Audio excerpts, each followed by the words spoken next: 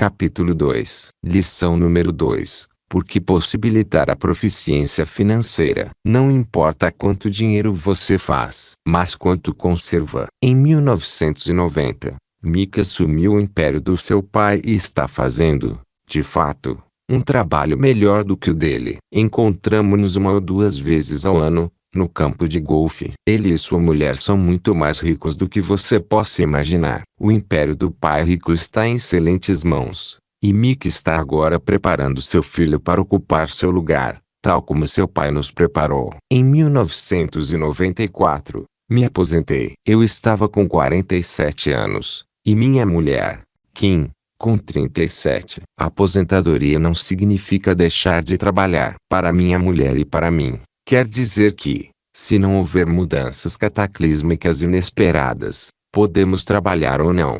E nossa riqueza continuará aumentando automaticamente, ficando bem à frente da inflação. Acho que isso representa a liberdade. Nossos ativos são suficientemente grandes para crescer por si próprios. É como plantar uma árvore. Você a rega durante anos e, então, um dia, ela não precisa mais disso. Suas raízes são suficientemente profundas. Então, a árvore lhe proporciona a sombra ao seu bel prazer. Mick optou por dirigir seu império, e eu, por me aposentar. Sempre que faço palestras, as pessoas perguntam o que lhes aconselho ou o que deveriam fazer, como começar. Há algum bom livro que possa recomendar? O que deveria fazer para preparar meus filhos? Qual é o segredo do sucesso? Como ganho milhões? A cada vez que ouço essas questões, lembro-me da seguinte história: o homem de negócios mais rico. Em 1923, um grupo dos nossos maiores e mais ricos líderes do mundo dos negócios participou de um encontro no Hotel Edgewater Beach, em Chicago. Entre eles, estavam Charles Schwab, presidente da maior siderúrgica independente; Samuel Insull, presidente da maior empresa de energia elétrica; Howard Hobson, presidente da maior empresa fornecedora de gás; Ivar Kreuger, presidente da International Matco, uma das maiores empresas da época; Leon Fraser, presidente do Banco de Compensações Internacionais, BIS; Richard Whitney, presidente da Bolsa de Valores de Nova York; Arthur Colton e Jesse Livermore, dois dos maiores especuladores de ações; e Albert Fall, um membro do gabinete do presidente Harding. E, 25 anos depois, 9 deles terminaram da seguinte forma: Schwab morreu sem um centavo, depois de viver 5 anos à custa de empréstimos. Insull morreu falido, em um país estrangeiro. Kreuger e Colton também morreram falidos. Hobson ficou louco. Whitney e Albert Fall tinham acabado de sair da cadeia, e Fraser e Livermore cometeram suicídio. Duvido que alguém possa dizer o que realmente aconteceu com esses homens. Se olhar a data da reunião, 1923, foi antes da crise da Bolsa de 1929 e da Grande Depressão, o que, desconfio, deve ter provocado um grande impacto sobre esses homens e suas vidas. O interessante é, hoje, vivemos em tempos de mudanças maiores e mais aceleradas do que esses homens experienciaram. Suspeito que nos próximos anos haverá muitos auges e quedas como os enfrentados por eles. Estou muito preocupado com o fato de que as pessoas se preocupam excessivamente com dinheiro e não com sua maior riqueza,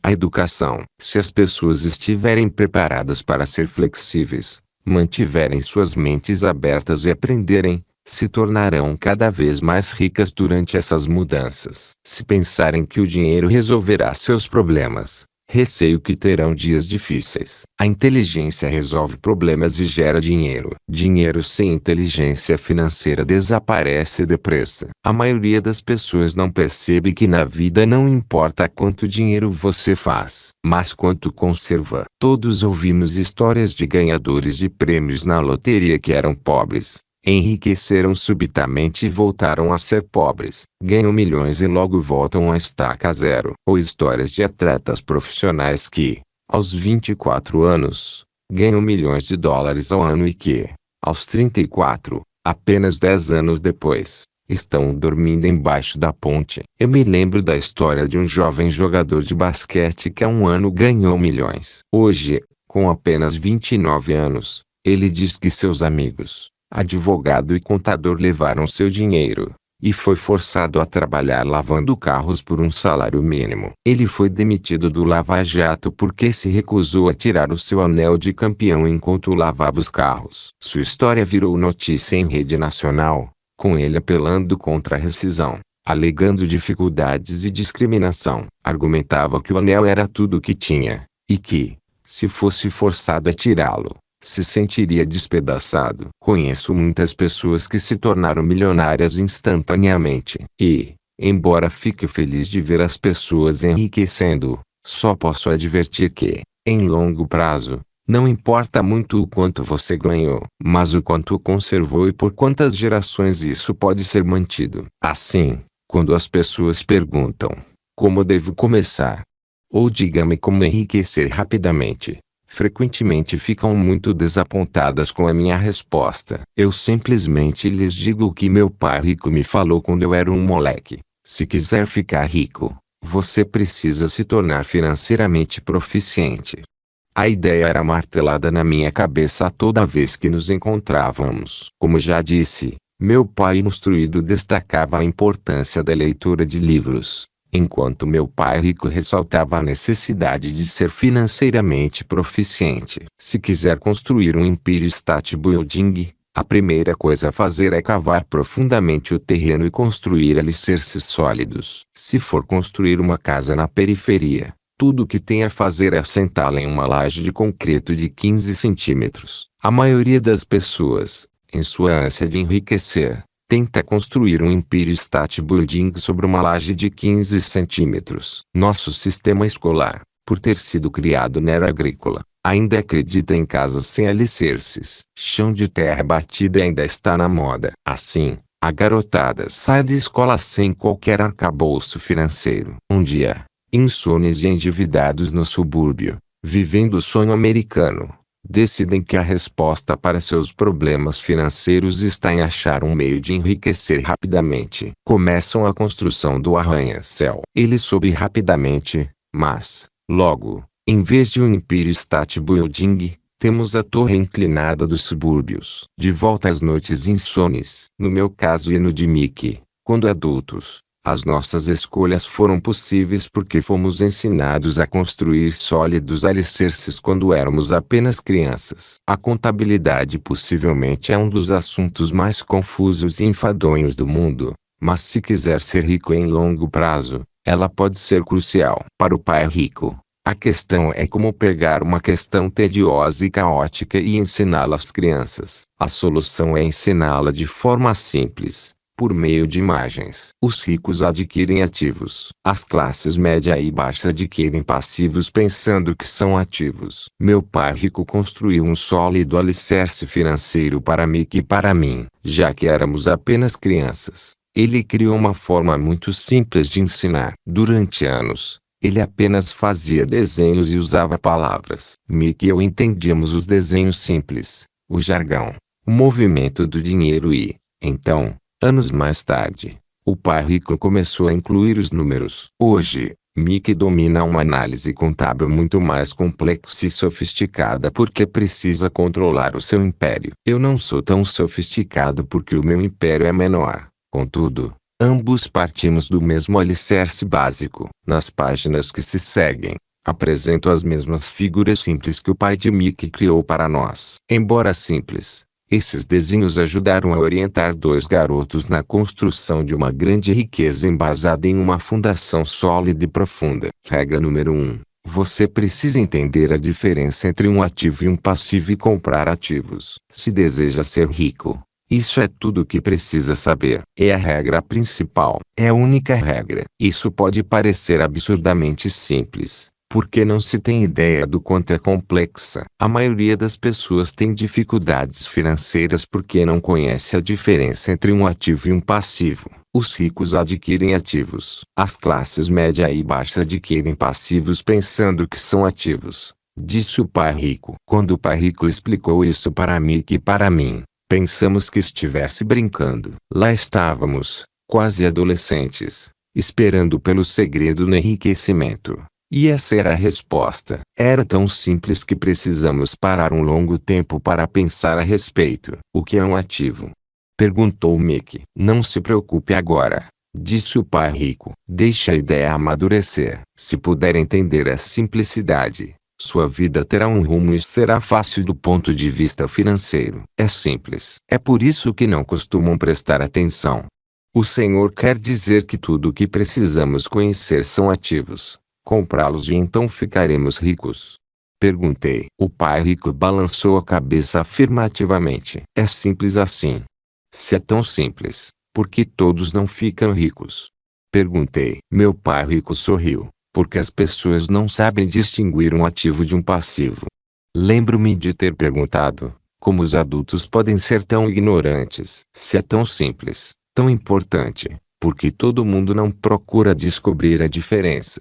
O pai rico levou apenas alguns minutos para explicar o que eram ativos e passivos. Já adulto, tive dificuldade em explicar isso a outros adultos. A simplicidade da ideia escapa aos adultos porque eles foram educados de maneira diferente. Eles foram ensinados por outros profissionais instruídos, como banqueiros, contadores, agentes imobiliários, planejadores financeiros e assim por diante. A dificuldade está em levar os adultos a desaprender ou torná-los outra vez crianças. Um adulto inteligente frequentemente se sente diminuído ao prestar atenção em definições simplistas, o que provoca confusão. Ou como algo tão simples pode parecer tão enrolado. Porque alguém compraria um ativo que na verdade era um passivo? A resposta se fundamenta na instrução básica. Um ativo coloca dinheiro no meu bolso. Um passivo o tira. O que define se algo é um ativo ou um passivo não são as palavras. De fato, se quiser ficar realmente confuso, procure as palavras ativo e passivo no dicionário. Sei que um contador pode achar boa a definição. Porém para a pessoa mediana não faz sentido. E nós adultos muitas vezes somos orgulhosos demais para admitir que algo não faz sentido. Quando éramos garotos, o pai rico falava, o que define um ativo não são as palavras, mas os números. E se não puder entendê-los, você não pode distinguir um ativo de um buraco no chão. Na contabilidade, dizia o pai rico, não importam os números, mas o que eles contam. Assim como as palavras. Elas não importam, mas, sim, as histórias que elas nos contam. 20 anos atrás. Aprender, desaprender, reaprender. Esta citação do visionário Alvin Toffler reflete o que o pai rico me disse há 2 décadas. Os iletrados do século XX não serão os que não leem ou escrevem, mas os que não conseguem aprender, desaprender e reaprender. Se quiser ficar rico, você tem que ler e entender os números. Ouvi meu pai rico repetir isso 1000 vezes. E também aprendi. Os ricos adquirem ativos e os pobres e a classe média, passivos. Aqui está a maneira de distinguir ativos de passivos. A maioria dos contadores e profissionais de finanças não concorda com as definições, mas estes desenhos simples foram o início de uma base financeira sólida para 2 garotos. Este é o fluxo de caixa padrão de um ativo. A caixa de cima é uma demonstração financeira, muitas vezes chamada de demonstração de lucros e perdas. Mede a renda e as despesas. O dinheiro que entra e que sai. O diagrama inferior é um balanço patrimonial. É assim chamado porque representa o equilíbrio entre ativos e passivos. Muitos novatos nas finanças não conhecem a relação entre a demonstração financeira e o balanço patrimonial. E o entendimento dessa relação é vital. Como disse anteriormente, meu pai rico dizia para os 2 garotos que ativos põem dinheiro no seu bolso. Prático, simples e funcional. Este é o fluxo de caixa padrão de um passivo. Agora que ativos e passivos foram definidos em diagramas, pode ficar mais fácil o entendimento das palavras. Um ativo coloca dinheiro no meu bolso, independentemente de eu trabalhar ou não. Um passivo o tira. Isso é o que você realmente precisa saber. Se quer ser rico, simplesmente passe sua vida comprando ativos. Se quer ser pobre ou pertencer à classe média, adquira passivos. A improficiência, tanto de palavras quanto de números, é a base das dificuldades financeiras. Se as pessoas têm problemas com as finanças, existem dados que não podem ler, sejam palavras ou números. Os ricos são ricos porque possuem um nível de proficiência superior ao das pessoas com dificuldades financeiras. Se quer ficar rico e conservar sua fortuna, é importante ser proficiente do ponto de vista financeiro, tanto em palavras quanto em números. As setas nos diagramas representam o movimento do dinheiro ou fluxo de caixa. Números dizem pouco. Palavras também. É a história que conta. Nas demonstrações financeiras,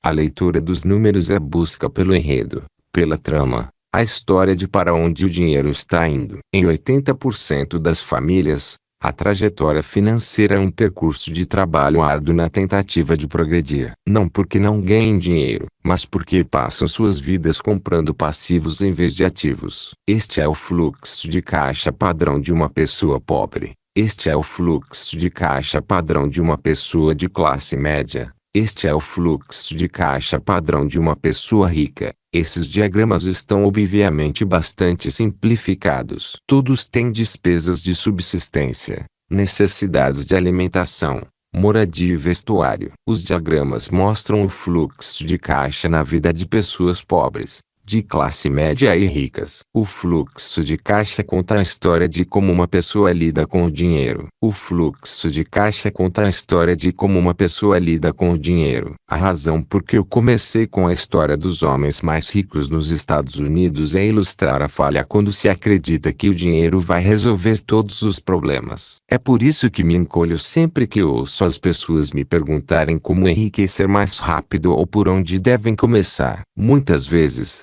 ouço: estou em dívida, então preciso ganhar mais dinheiro.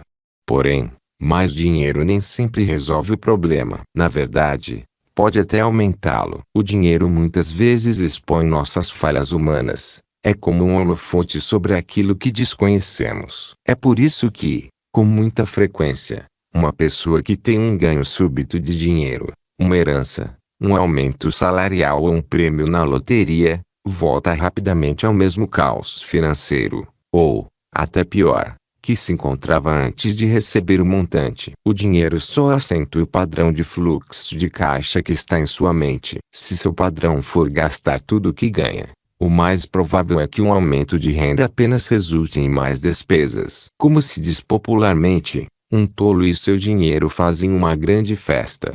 Repeti inúmeras vezes que vamos à escola para adquirir habilidades acadêmicas e profissionais, ambas muito importantes. Aprendemos a ganhar dinheiro com elas. Na década de 1960, quando eu frequentava o ensino médio, se alguém fosse bem-sucedido academicamente, quase imediatamente imaginava-se que esse estudante brilhante se tornaria um médico, porque era uma profissão que prometia a maior recompensa financeira. Hoje, os médicos enfrentam dificuldades financeiras que eu não desejaria aos meus piores inimigos: seguradoras controlando os negócios, cuidados de saúde administrados, intervenção governamental e processos por erro médico. Atualmente, as crianças querem ser atletas famosos, estrelas de cinema e de rock, Misses ou CEOs porque a fama, o dinheiro e o reconhecimento estão nessas carreiras. Eis o motivo porque é tão difícil motivar a garotada na escola. Eles sabem que o sucesso profissional já não depende apenas do êxito acadêmico, como em outros tempos. Como os estudantes deixam a escola sem habilidades financeiras, milhões de pessoas instruídas alcançam o sucesso em suas profissões, mas depois se deparam com dificuldades financeiras. Trabalham muito, mas não progridem. O que falta em sua educação não é saber como ganhar dinheiro, mas como gastá-lo. O que fazer com ele depois de ganhá-lo é o que se chama aptidão financeira. O que você faz com o dinheiro depois que o ganha? Como evitar que as pessoas lhe tomem o dinheiro? Quanto tempo você o conserva e quanto dele trabalha para você? A maioria das pessoas não descobre o motivo das suas dificuldades financeiras porque não entende os fluxos de caixa. Uma pessoa pode ser muito instruída, bem-sucedida profissionalmente e ser improficiente do ponto de vista financeiro. Essas pessoas muitas vezes trabalham mais do que seria necessário porque aprenderam a trabalhar arduamente, mas não a fazer o dinheiro trabalhar para elas. Como a conquista de um sonho financeiro se torna um grande pesadelo. A visão cinematográfica de pessoas trabalhadoras tem um padrão definido. Recém-casados, jovens altamente instruídos, felizes, mudam-se para um de seus pequenos apartamentos alugados. Imediatamente, percebem que estão poupando dinheiro, porque dois podem viver com quase a mesma despesa de um. O problema é que o apartamento é apertado. Decidem, então, economizar para comprar a casa de seus sonhos de ter filhos. Eles têm duas rendas e se concentram em suas carreiras. Suas rendas começam a aumentar. Conforme suas rendas aumentam, suas despesas também. A principal despesa, para a maioria, são os tributos. Muitas pessoas pensam que se trata do imposto de renda, mas para grande parte dos norte-americanos o que pesa mais é a previdência social. Para o empregado, parece que a contribuição para a previdência social combinada com a do Medicare é de cerca de 7,5%, mas na verdade é de 15%. Porque o empregador deve dar uma contrapartida do mesmo montante. Essencialmente, esse é um dinheiro que o empregador não pode pagar a você. Além disso, você ainda paga imposto de renda sobre a quantia deduzida do seu salário para a Previdência Social. Renda essa que você nunca recebeu, porque foi transferida ainda na fonte, 20 anos atrás. Programas de impostos e direitos. Os impostos em todo o mundo estão cada vez mais altos, uma vez que as demandas sociais exigem tributos maiores sobre propriedade, renda e vendas. Valor agregado. As rendas mais elevadas criam ainda um escalonamento da alíquota sem aumento real, à medida que as taxas se tornam progressivas, acentuadas, para arcar com os serviços sociais, ou direitos. Hoje, o governo enfrenta sérios desafios com programas assistencialistas, como a Previdência Social e o Medicare, indo à insolvência. Voltando ao caso do jovem casal, em consequência do aumento de suas rendas, eles resolvem comprar a casa de seus sonhos. Uma vez adquirida através de financiamento, eles pagam um novo imposto, o chamado Imposto sobre a Propriedade. Então,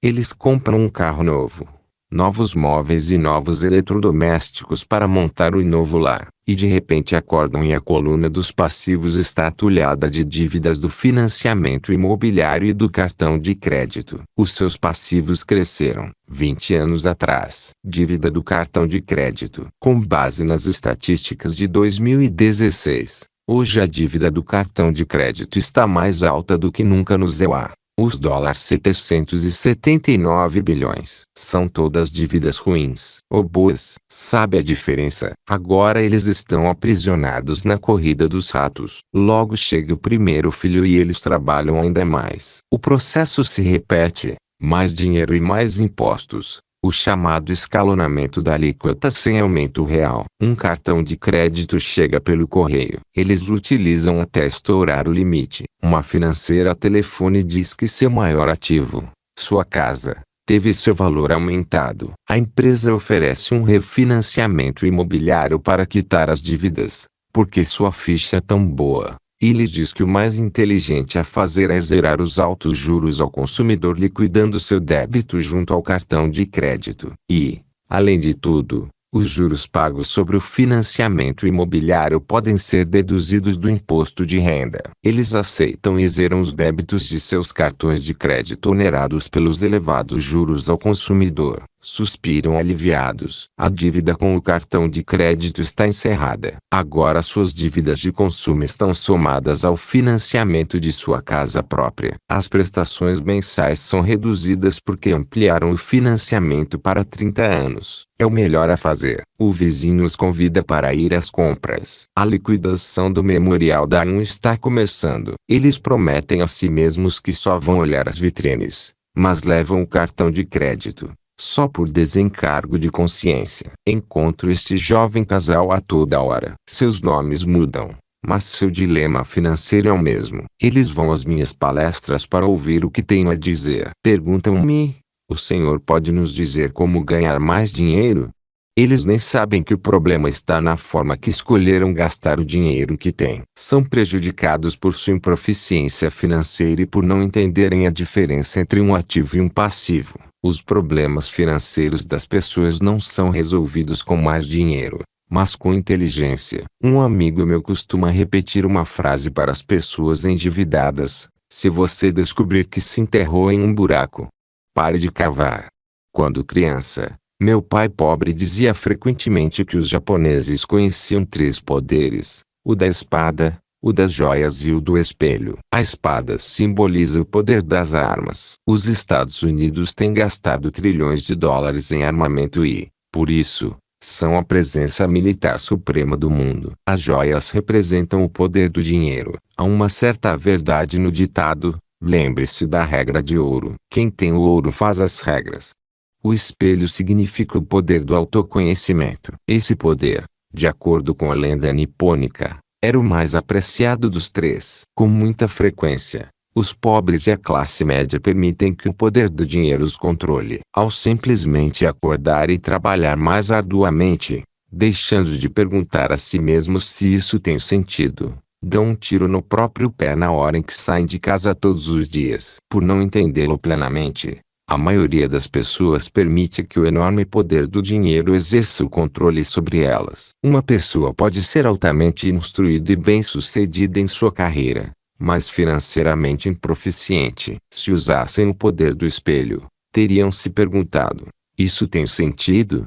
Com muita frequência, em vez de confiar em sua sabedoria íntima, a maioria das pessoas acompanha a multidão. Fazem apenas o que todos fazem. Conformam-se em vez de questionar. Muitas vezes, repetem sem pensar o que lhes foi dito. Diversifique. Sua casa é um ativo. Sua casa é o seu maior investimento. Você terá uma redução nos impostos endividando-se mais. Consiga um emprego seguro. Não assuma riscos. Disse que, para muitas pessoas, o medo de falar em público é maior do que da morte. De acordo com psiquiatras, ele é provocado pelo medo do ostracismo, de aparecer, das críticas, do ridículo e de se tornar um pária. O medo de ser diferente impede que muitas pessoas busquem novas formas de resolver seus problemas. É por isso que meu pai instruído dizia que os japoneses davam maior valor ao poder do espelho, porque somente quando nós, como seres humanos, nos olhamos no espelho, encontramos a verdade. E a principal razão pela qual as pessoas dizem procure segurança é o medo. Isso vale para tudo: esporte, relacionamento, carreira ou dinheiro. É esse mesmo medo, do ostracismo, que leva as pessoas a se conformar e a não questionar opiniões aceitas ou tendências generalizadas. Sua casa é um ativo. Faça um empréstimo consolidando suas dívidas e livre-se delas. Trabalhe com mais afinco. É uma promoção. Algum dia, chego a vice-presidente. Poupe. Quando tiver um aumento, vou comprar uma casa maior. Fundos mútuos são seguros. Muitos dos grandes problemas financeiros são causados pelo desejo de se acompanhar a maioria e não querer ficar atrás do vizinho. Ocasionalmente, todos nós precisamos nos olhar no espelho e seguir nossa sabedoria interior, e não nossos medos. 20 anos atrás. Quem está na sua equipe? O pai rico se cercou de homens e mulheres qualificados, advogados, contadores, corretores e banqueiros. E Kim e eu fizemos o mesmo. Hoje, nosso time de contadores é um dos nossos maiores ativos. O que é mais importante do que o dinheiro? Uma equipe de empreendedores. Quem está na sua? Quando Mick e eu estávamos com uns 16 anos, começamos a ter problemas na escola. Não éramos maus garotos. Apenas começamos a nos distanciar da maioria. Trabalhávamos para o pai do Mickey depois das aulas e nos fins de semana. Muitas vezes, Mickey e eu passávamos horas depois do trabalho sentados junto do seu pai enquanto ele se reunia com diretores de banco, advogados, contadores, corretores, investidores, gerentes e empregados. Ele era um homem que deixara a escola aos 13 anos e agora dirigia, instruía, comandava e questionava pessoas com alto nível de escolaridade. Elas acorriam a seu chamado e se preocupavam quando ele não as aprovava. Esse era um homem que não tinha acompanhando a multidão, que pensava por si próprio e detestava as palavras: temos que fazer assim porque todos fazem desse jeito. Ele também odiava ouvir: não é possível. Se quisesse convencê-lo a fazer alguma coisa, bastava dizer: Acho que o senhor não consegue. Mick e eu aprendemos mais assistindo a essas reuniões do que em anos no ensino tradicional, incluindo a faculdade. O pai de Mick não tinha uma instrução formal, mas tinha conhecimentos financeiros e, em consequência, era bem-sucedido. Ele costumava repetir para nós: uma pessoa inteligente contrata pessoas mais inteligentes do que ela. Portanto, Mick e eu tínhamos o privilégio de passar horas ouvindo e, no processo, aprendendo com pessoas inteligentes. Mas, por causa disso, Mick e eu não conseguíamos nos encaixar no dogma padrão que nossos professores pregavam. E isso criava problemas. Sempre que um professor falava: se não tirarem boas notas, vocês não se sairão bem no mundo real, Mick e eu franzíamos as sobrancelhas. Quando nos diziam para seguir as normas e não nos desviar das regras, víamos por que esse processo de ensino desestimulava de fato a criatividade. Começamos a entender por que o pai rico nos dizia que as escolas se destinavam a formar bons empregados em vez de bons empregadores. De vez em quando, Mick e eu perguntávamos a nossos professores como se aplicava na prática o que estávamos estudando ou por que não estudávamos o dinheiro e o seu funcionamento. Esta última pergunta era muitas vezes respondida com a afirmação de que o dinheiro não era importante, que se tivéssemos uma educação impecável, o dinheiro iria atrás. Quanto mais sabíamos sobre o poder do dinheiro, mais nos distanciávamos dos nossos mestres e colegas. Meu pai instruído nunca me pressionava em relação às notas, porém, começou a discutir sobre o dinheiro. Com 16 anos, eu provavelmente já tinha uma base de conhecimentos sobre o dinheiro melhor do que a de meus pais. Eu sabia escriturar livros contábeis, ouvia especialistas em tributação, advogados especializados em questões empresariais, gerentes de banco, corretores imobiliários e investidores. Meu pai falava com professores. Certo dia, meu pai falou que a nossa casa era o seu maior investimento. Uma discussão um tanto desagradável teve início quando eu lhe mostrei por que não achava que uma casa era um bom investimento. O diagrama acima ilustra a diferença de percepção do meu pai rico e do meu pai pobre no que se refere à própria casa. Um pensava que sua casa era um ativo,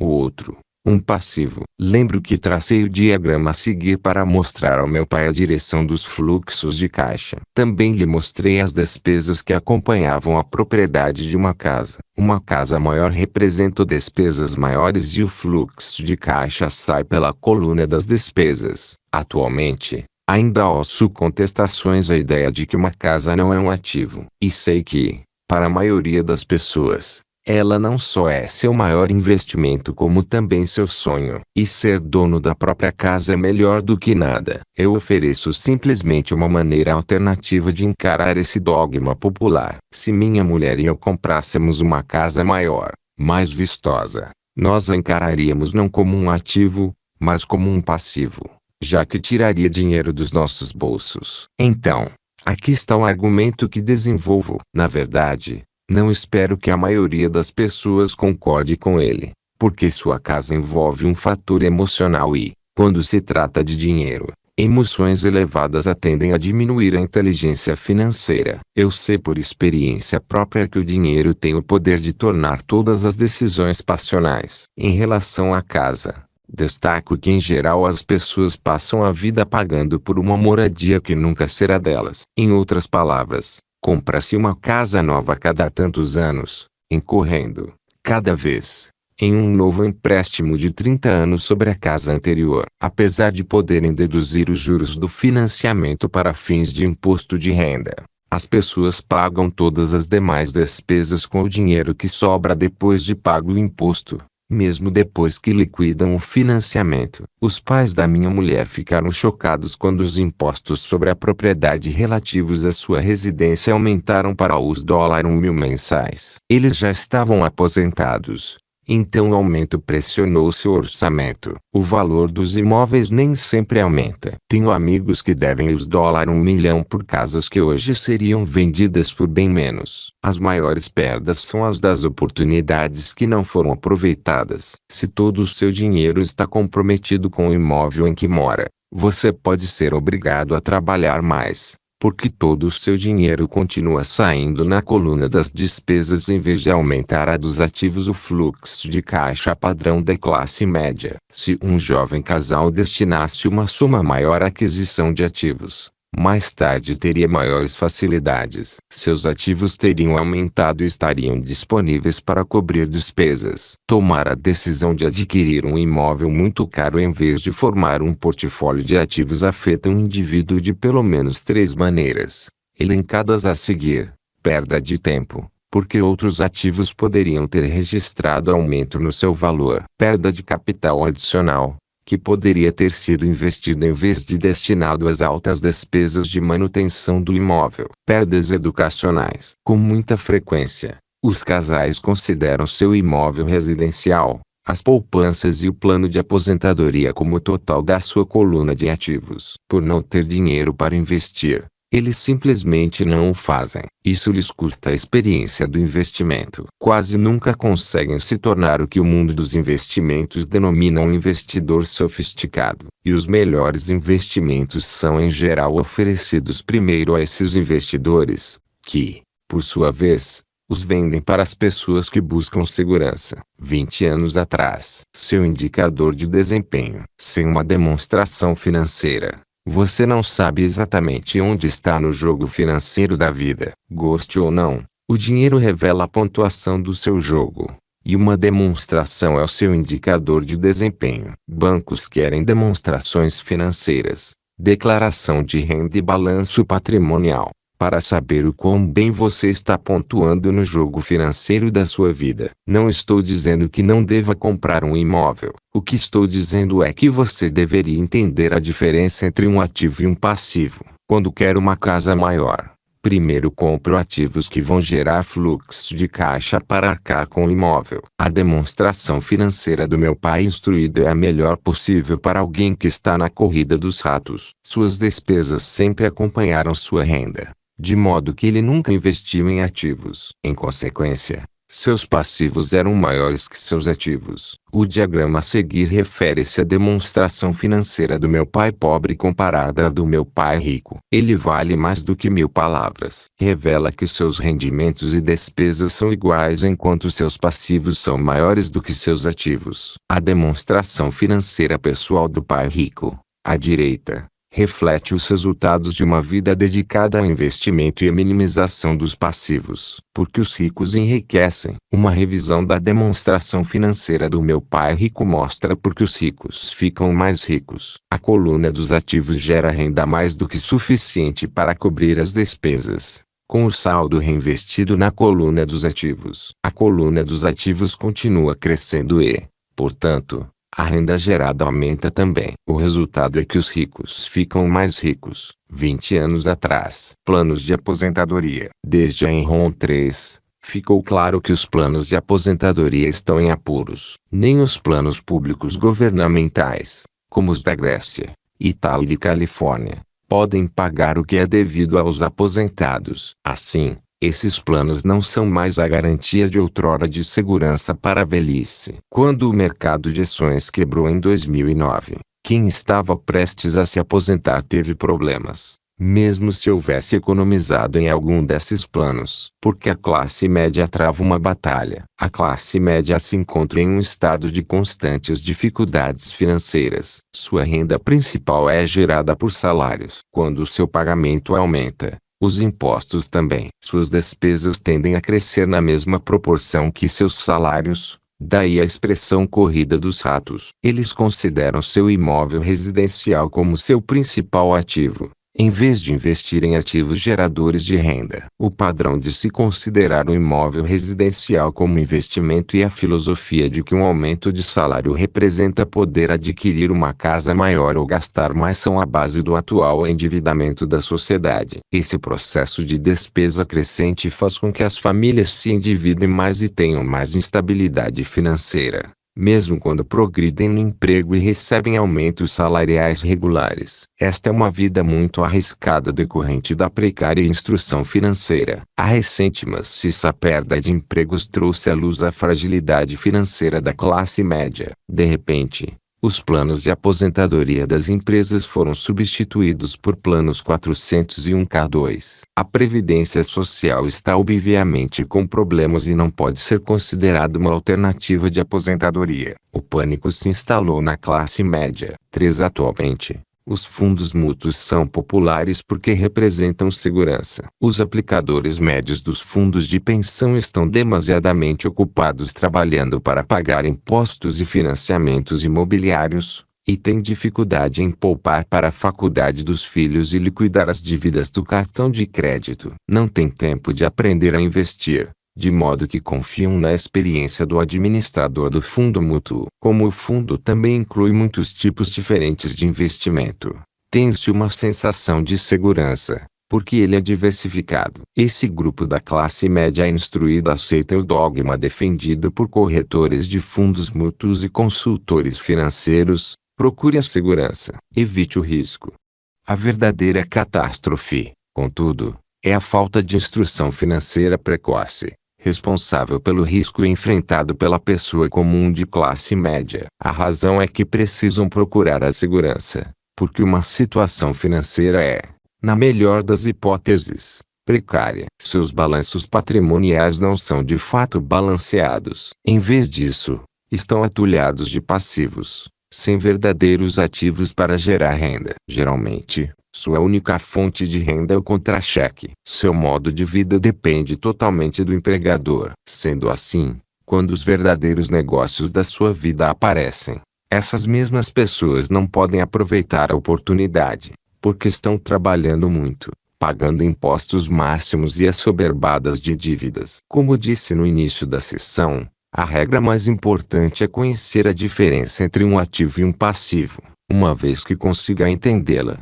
concentre seus esforços na compra exclusiva de ativos geradores de renda. Essa é a melhor maneira de dar o primeiro passo para se tornar rico. Continue fazendo isso e sua coluna de ativos crescerá. Concentre-se em reduzir passivos e despesas para aumentar o dinheiro disponível para incrementar a coluna de ativos. Logo, a base de ativos será tão consistente que você poderá se permitir olhar para investimentos mais especulativos, que podem ter retornos que variam de 100% ao infinito.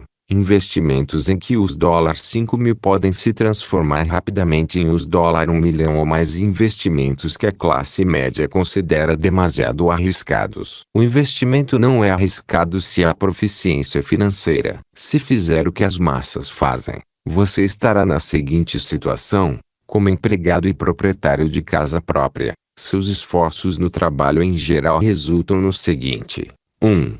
Você trabalha para uma empresa privada. Os assalariados trabalham para que os donos da empresa e seus acionistas fiquem ricos, não eles mesmos. Seus esforços e sucesso garantirão o êxito e a aposentadoria dessas pessoas. 2. Você trabalha para o governo. O governo fica com uma parte de seu pagamento, antes mesmo que você veja o dinheiro. Ao trabalhar mais, você simplesmente aumenta o montante de impostos que o governo arrecada. A maioria das pessoas trabalha de janeiro a maio apenas para o governo. 3. Você trabalha para o banco. Depois dos impostos, suas maiores despesas são, em geral, o financiamento imobiliário e a fatura do cartão de crédito. O problema decorrente de simplesmente trabalhar mais é que cada uma dessas três parcelas leva consigo uma parte maior do seu esforço. Você precisa aprender a fazer com que seus maiores esforços beneficiem diretamente você e sua família. Depois de ter decidido cuidar do seu próprio negócio, concentrar seus esforços na aquisição de ativos em vez de em um salário maior. Como definir seus objetivos? A maioria das pessoas deve manter seu emprego e usar seus salários para financiar a aquisição de ativos. À medida que os ativos crescem, como medir a extensão do seu sucesso? O que faz alguém saber que está rico, que conquistou prosperidade? Da mesma maneira que tenho minhas definições de ativos e passivos, também tenho minha própria definição para a riqueza. Na verdade, eu a tomei emprestada de alguém chamado Buckminster Fuller. Alguns o consideram um charlatão, e outros, uma lenda viva. Anos atrás, ele criou um entre os arquitetos ao solicitar a patente para algo chamado de cúpula geodésica. Mas, ao fazer isso, Também falou algo sobre a riqueza. Parecia à primeira vista muito confuso, mas, depois de relê-lo algumas vezes, começou a fazer sentido. A riqueza é a capacidade de uma pessoa sobreviver pelos dias que virão ou, se parar de trabalhar hoje, por quanto tempo poderei sobreviver? Ao contrário do patrimônio líquido, a diferença entre ativos e passivos, que frequentemente está repleta de bobagens caras e daquilo que as pessoas acham que tem valor traço.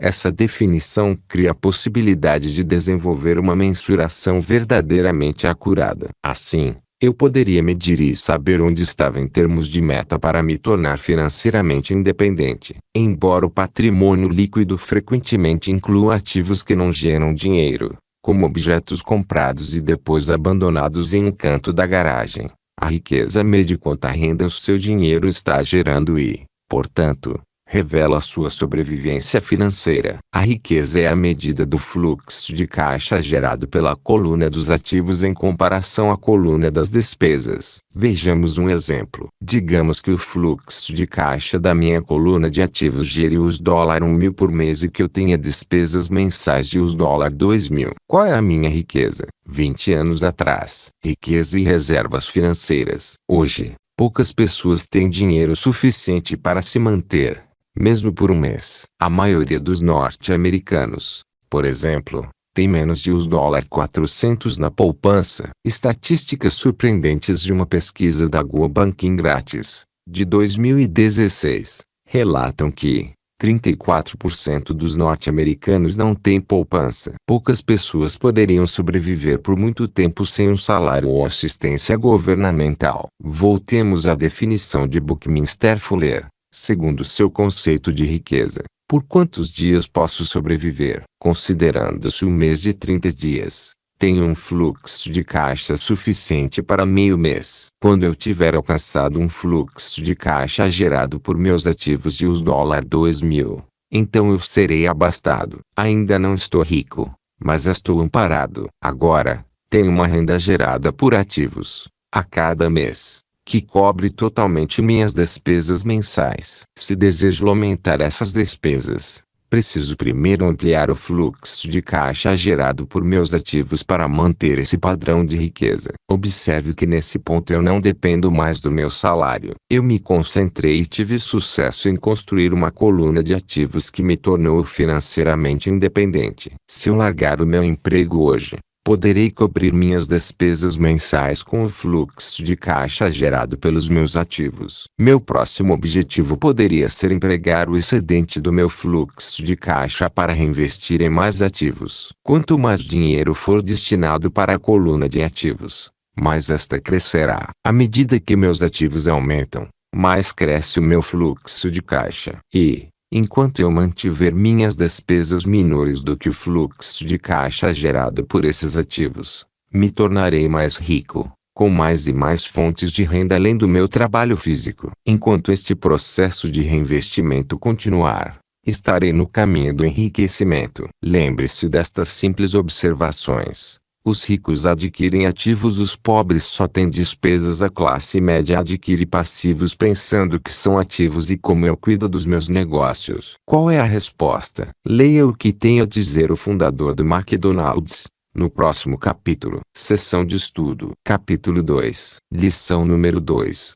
Por que possibilitar a proficiência financeira? Capítulo 2. Lição número 2. Por que possibilitar a proficiência financeira? Resumo. Revisitamos Robert e Mick 3 décadas e meia mais tarde. Mick assumiu a empresa do seu pai e está realizando um trabalho ainda melhor do que o do pai rico. Já Robert se aposentou em 1994, aos 47 anos. A riqueza dele e da sua mulher cresceu automaticamente, como uma árvore bem estabelecida no solo. Ele compartilha a história de uma reunião, em 1923, de alguns dos principais e mais ricos líderes do mundo dos negócios, que possuíam a maior companhia de aço e gás mundial, administravam a bolsa de valores ou que compunham o gabinete do presidente Ading, e, 25 anos depois, a vida da maioria deles terminou em tragédia, com eles falidos. exilados ou presos. A crise da Bolsa de 1929 e a Grande Depressão exerceram um papel relevante em seus destinos, mas, hoje, vivemos uma realidade mais caótica e fugaz do que fora deles. Mais importante do que o dinheiro para sobreviver é a nossa educação e capacidade de aprender. O que importa não é quanto você ganha, mas quanto conserva, e por quantas gerações. Assim, quando as pessoas perguntam a Robert como começar a enriquecer, ele lhes dá a mesma resposta que o pai rico lhe deu: se quiser ficar rico, precisa se tornar financeiramente proficiente. Robert compara a maneira como muitas pessoas agem a construir arranha-céus em uma laje feita para uma pequena casa. Como as crianças saem da escola com uma educação financeira deficiente, entram na vida adulta perseguindo o sonho americano, mas acabam se afundando em dívidas. A única saída é uma estratégia para enriquecer. Mas, sem um bom alicerce advindo da proficiência financeira, seus esforços são como construir um arranha-céu sobre uma fundação fraca, e, em vez de criarem um Empire State Building, acabam com a torre inclinada dos subúrbios. Robert e seu amigo de infância, Mickey, entretanto, construíram uma fundação forte, digna de um arranha-céu, graças aos ensinamentos do pai rico. A contabilidade é um assunto tedioso e confuso, e absolutamente crucial para o sucesso financeiro. Para torná-lo acessível para crianças, o pai rico usava imagens para ensiná-lo aos dois meninos. Só mais tarde ele adicionou os números, para orientar os meninos por seus conceitos-chave. A regra número 1, Robert dizia, é que você deve saber a diferença entre um ativo e um passivo, e só adquirir ativos. Isso é tudo o que precisa saber. Mas, apesar de tão simples, é algo que muitas pessoas não compreendem. Quando o pai rico expôs isso aos dois adolescentes, eles pensaram que ele estava brincando. Como os adultos podiam não entender? Todos não deveriam ser ricos. O problema é que as pessoas têm sido educadas de formas diferentes por banqueiros, consultores financeiros e outros. Assim, precisam desaprender o que acham que sabem. Alguns acham humilhante retornar a princípios tão básicos. As reais definições de ativo e passivo não residem nas palavras, mas nos números. Robert usa imagens para ajudar os leitores da mesma forma que o seu pai rico fazia. Este é o fluxo de caixa padrão de um ativo. A parte superior do diagrama é a demonstração financeira, frequentemente chamada de demonstração de lucros e perdas. Ela organiza a renda e as despesas, dinheiro que entra e que sai. A parte de baixo é o balanço patrimonial. É assim chamado porque é supostamente o balanceamento entre ativos e passivos. Os ativos incrementam sua renda. Eles colocam dinheiro no seu bolso. Este é o fluxo de caixa padrão de um passivo. Um passivo tira o dinheiro do seu bolso. Deseja ser rico? Compre ativos. Isso parece simples, mas muitas pessoas se confundem e compram passivos. Se quiser fazer e manter a riqueza, deve trabalhar para compreender isso. Não são apenas os números, mas como contam a história. Siga as setas em cada um desses diagramas para ver o caminho por onde o dinheiro flui, ou seja, o fluxo de caixa. Elas vão lhe contar a história, o enredo da situação financeira. Este é o fluxo de caixa padrão de uma pessoa pobre. Este é o fluxo de caixa padrão de uma pessoa de classe média. Através destes diagramas simplificados, o fluxo de caixa conta a história de como cada pessoa lida com o dinheiro. Muitas vezes, aqueles que têm dívidas pensam que a resposta é ganhar mais dinheiro. Porém, mais dinheiro não só não resolve os problemas como pode agravá-los. É por isso que muitas pessoas que têm um golpe de sorte, como um prêmio na loteria ou uma herança, por exemplo, rapidamente o perdem. Um aumento de dinheiro só gera gastos maiores. O que falta para muitas pessoas é educação financeira. É por isso que elas alcançam o sucesso em suas carreiras, mas continuam em pé de guerra com o dinheiro. Podem ter aprendido a ganhar dinheiro, mas não a administrá-lo. As pessoas podem ser muito inteligentes e ainda improficientes quando se trata de finanças. Elas aprendem a trabalhar arduamente por dinheiro, mas não a fazer com que ele trabalhe com afinco para elas. Robert conta a história de um jovem casal que se casou e começou a construir uma vida junto. Suas rendas começaram a crescer, mas igualmente suas despesas. O casal foi atingido pela principal despesa, tributos. E, para muitas pessoas, não é o imposto de renda responsável pelo maior desconto em impostos, mas a Previdência Social. Equivale a quase 15% às contribuições da Previdência Social combinados às da Medicare, todos feitos pelo empregador, que agora não pode pagá-los pelo trabalhador. E do empregado é cobrado o imposto de renda sobre esse montante. Também, o jovem casal se depara com esses impostos e, quando adquire um imóvel, com o imposto sobre a propriedade. E, depois da nova casa, vem um novo carro, novos móveis e utilidades. De repente, seus passivos aumentam, endossados pelo financiamento imobiliário e pelas dívidas do cartão de crédito. O casal foi pego na armadilha da corrida dos ratos. Acrescente um bebê a essa mistura, e eles trabalharão ainda mais arduamente,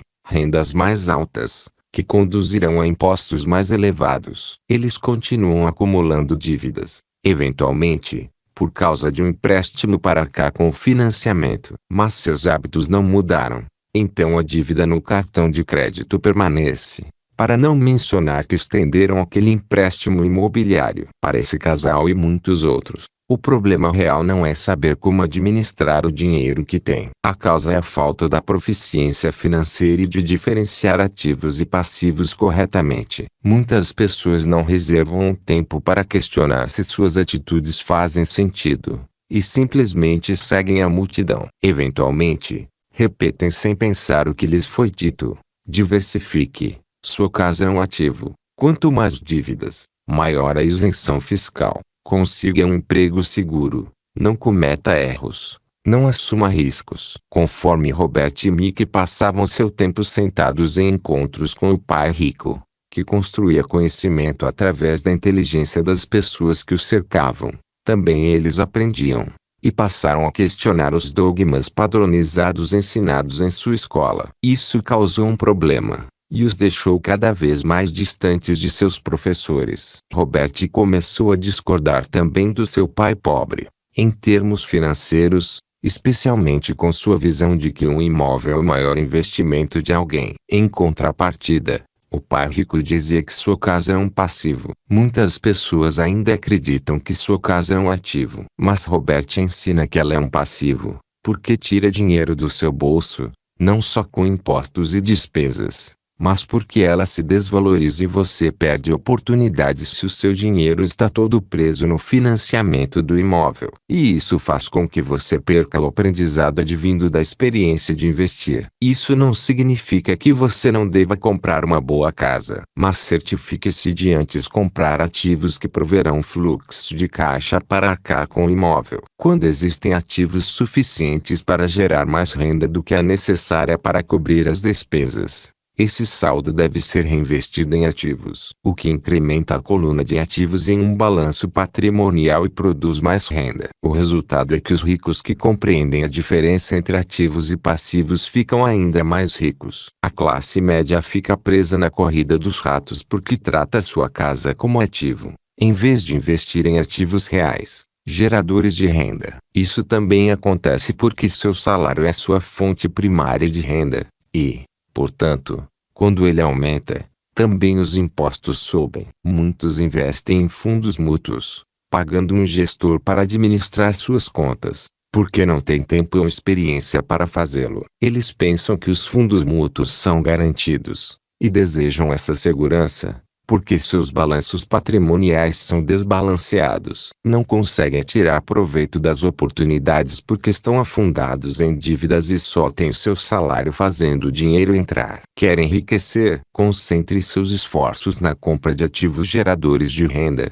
Quando realmente entender o que é um ativo, reduza os passivos e as despesas. Você avultará sua coluna de ativos. Então, como você sabe que é rico? Robert usa a definição de E.R. Buckminster Fuller. A riqueza é a capacidade de uma pessoa sobreviver pelos dias que virão. Ou, se parar de trabalhar hoje, por quanto tempo poderei sobreviver?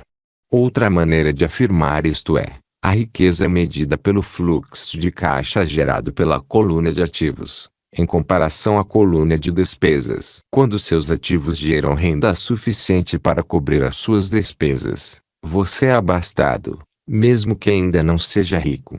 Momento do hemisfério esquerdo. Olhe os números e aprenda a ler a história que contam. Os ativos colocam dinheiro no seu bolso. Se algo o tira, não é um ativo, é um passivo. Momento do hemisfério direito. O desenho do balanço patrimonial ajuda a mostrar o fluxo do dinheiro conforme o estilo de vida de diferentes pessoas. Momento subconsciente. O medo do ostracismo leva as pessoas a se conformarem e não questionar opiniões advindas do senso comum ou de tendências populares, ainda que isso as prejudique em termos financeiros. O que Robert quer dizer agora é hora de refletir. Pergunte a si mesmo: o que Robert quer dizer nesta citação? E, por que ele diz isso?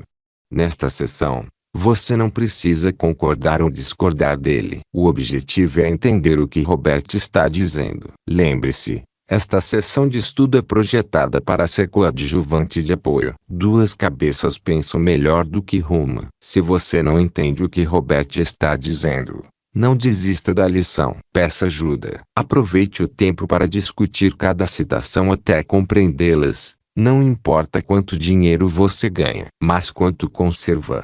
A inteligência resolve problemas e gera dinheiro. Dinheiro sem inteligência financeira desaparece depressa.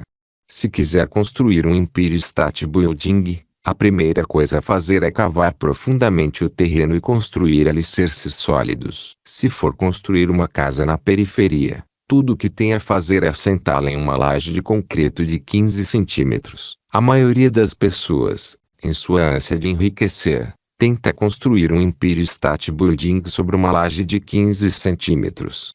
Os ricos adquirem ativos. As classes média e baixa adquirem passivos pensando que são ativos.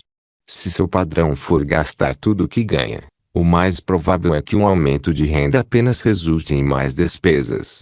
Em 80% das famílias, a trajetória financeira é um percurso de trabalho árduo na tentativa de progredir. Não porque não ganhem dinheiro, mas porque passam suas vidas comprando passivos em vez de ativos.